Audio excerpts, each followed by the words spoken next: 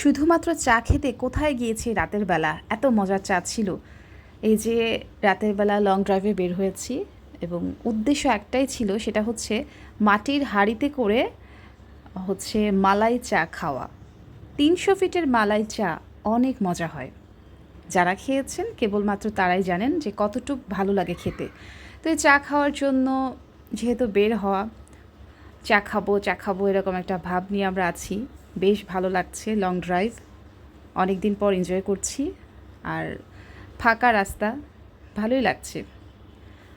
এভাবে করে যখন প্রায় আমরা 300 ফিটের কাছাকাছি পৌঁছে গিয়েছি, তারপর মনে হলো যে এখানে তো শুধুমাত্র চা খাওয়ার জন্য না, আরও অনেক কিছু আছে খাওয়ার। এর আগে অবশ্যই এসে খেয়েছি হাঁসের মাংস, তারপর চাপড়ি, বিভিন্ন রকম ভর্তা। তারপর শীতের সময় যখন গিয়েছিলাম তখন ছিল ভাপা পিঠা, পোয়া পিঠা, এরপর চিতই পিঠা, এরকম অনেক কিছুই ছিল। আর এখন যেহেতু গরমের সময়, পিঠাপুলির আসলে সময়টা না, তো এই জন্য পিঠার কথা মাথায় আসলোই না। চা খাবো করে এই গরমের মধ্যে 300 ফিটের রাস্তা প্রায় শেষ। আমাদের সবার প্রত্যাশা শেষ হচ্ছে যে না, আমরা এখন মজার চা খাবো।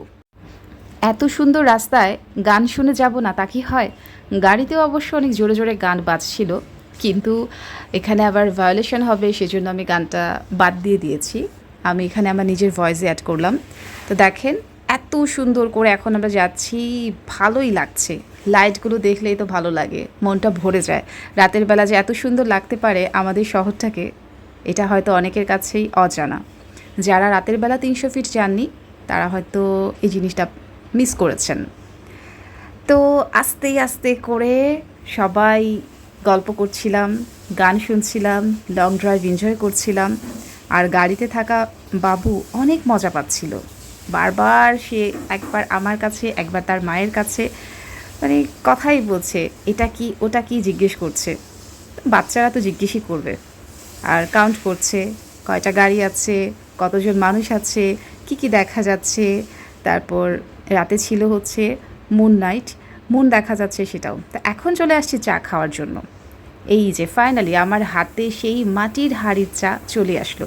এত মজা কি বলবো, আমার নিজের হাতে চায়ের থেকে এই চাটা অনেক মজা। তবে হ্যাঁ, এখানে শুধু চাই না, চা খাওয়ার পরে দেখলাম যে বাজার করার মতো অনেক কিছু আছে, একদম ফ্রেশ ফ্রেশ খাবার আছে।